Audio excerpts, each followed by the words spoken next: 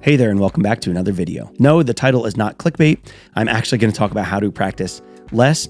Well, actually practice fewer things to improve more. This is a new year. Happy New Year, by the way.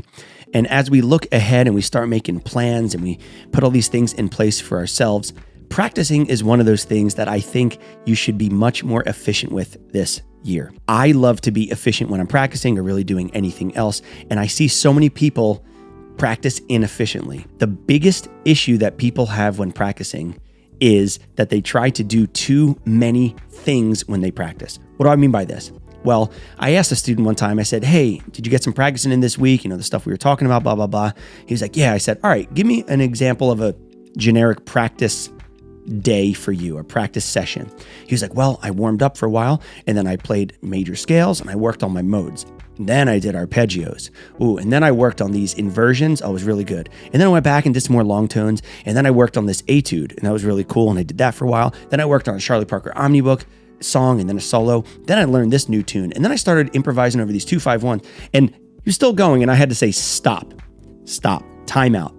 I said, I don't care if the practice session was 40 hours long. That is too many things to work on. When you work on too many things, no matter how long you spend on each one, because you're dividing that time and the bandwidth of your brain up into those many things, you're not going to be able to go as deep on each of them and retain them longer as if you just spent, more time on fewer things. Practicing fewer things overall in your practice session will be more beneficial to you in the long term. You could change up what those things are day to day, but in a single practice session, practicing less or fewer things will actually help you improve more. I believe this is true whether you're practicing for 10 minutes at a time or 10 hours at a time.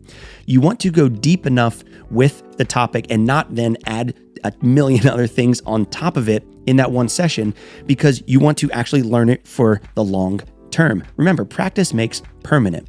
If you, for example, practice 10 different things for 5 minutes each in a 50-minute session, did you really go deep enough on each of those things to know that you know them going forward and it wasn't just maybe, you played it right the first time and you moved on? Remember, don't practice until you get something right. Practice until you can't get it wrong. You might say, well, I practice for 8 hours at a time. I'm going to do 8 different things and spend an hour on each. But think about that. At the end of the day, you spent 8 hours of practicing, which is crazy. That's a lot, but hey, good for you. But it's still 8 different things that you worked on, and that's still going to be too many things, I think, in the long term to keep up and be sustainable. Sure, if you have a very specific thing tomorrow that you need to work on 8 different things, fine. That's not what I'm talking about. I'm talking about a generic, let's get better, grind it out practice session. 4 things to me are going to be the most beneficial for you. I'm not going to give you specific guides to this and specific breakdowns of a practice session. I do that inside of my Saxophone Success community. A lot of you have been asking me about that. It will be open a little later this year. Just hang tight for that, not too far into the future. But yes, you will be able to join the Saxophone Success community. And that is where I go super in depth with all this. I give people personalized practice plans. We discuss practicing and a million other things. So be on the lookout for that if you are a saxophone player. Here are the 4 main things I think you should practice in a practice session.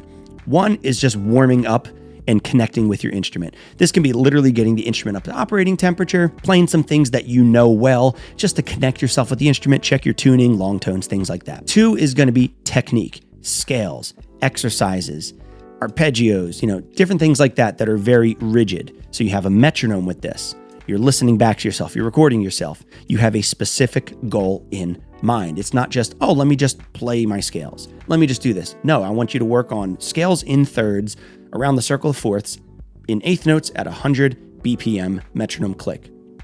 You have a goal in mind. And remember, you can work on 1 scale in a practice session. Although I said don't practice many things in a practice session, like 4 different big concepts, also within those, each concept, it doesn't mean that if you have 20 minutes to practice technique, you should try to cram as much into that. In those 20 minutes, you might want to go deep with 2 scales or 1 scale. Don't think you have to do a million different things. So after warm up, after technique, then I would say get into repertoire. Repertoire is going to be like learning an etude, learning a big band song that you have, learning a new jazz standard, whatever it is, but it's still written music. It's still something that you're learning, a song that you're learning. It's not just like a random thing. And once again, metronome, if applicable, work on it, focus on smaller chunks. And then finally, for the fourth section, this is where you're going to put transcribing, working on theory, working on writing out 251s, or improvisation. I like to save improv for the end. It feels like dessert to me after getting through the other stuff. I think this is a great spot to put it. You notice I didn't say work on transcribing and theory and improvisation. No, pick one of those.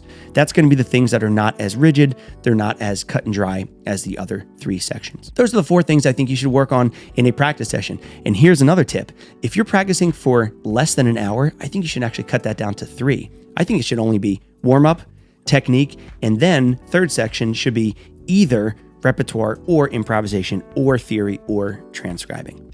Longer than an hour, do 4 full sections. That's what I think a practice session should be. If you're the type of person that's practicing everything in every practice session, maybe that's why you're not improving as quickly as you want, or maybe that's why you're not retaining some of the information as well as you want. You notice I didn't mention listening in any of these. That's because listening is very incredibly important, especially active listening. That is a practice thing, but I think that could be placed almost anywhere. You could put it before, after, in the middle. You can sub out one of the sections instead of improvisation, put in listening. Instead of this, put in listening, whatever. But I'm not talking about it here. This is more like on the instrument type stuff. But listening is incredibly important. Active listening and ear training, super important. But when you're on the instrument actually practicing, I think those 4 main sections are going to be all you need. There you go.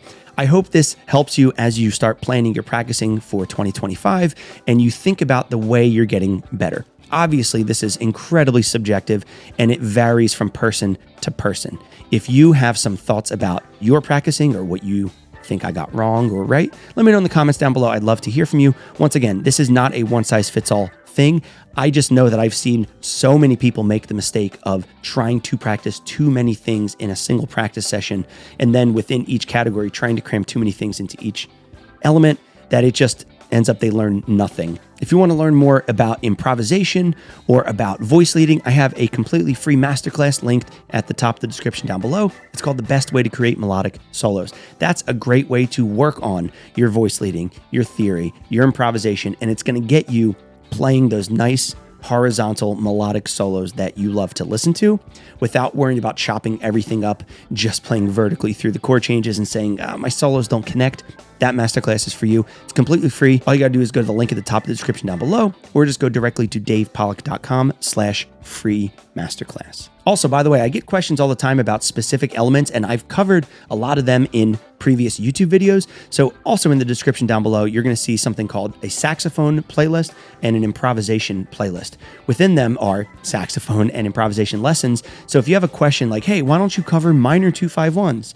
Check the playlist. Hey, did you ever cover vibrato on saxophone? Check the playlist because it might be there for you. And in almost every single video, I have a new PDF worksheet for you to go along with the video. Happy New Year once again. Thanks so much for watching, and I'll see you in the next video.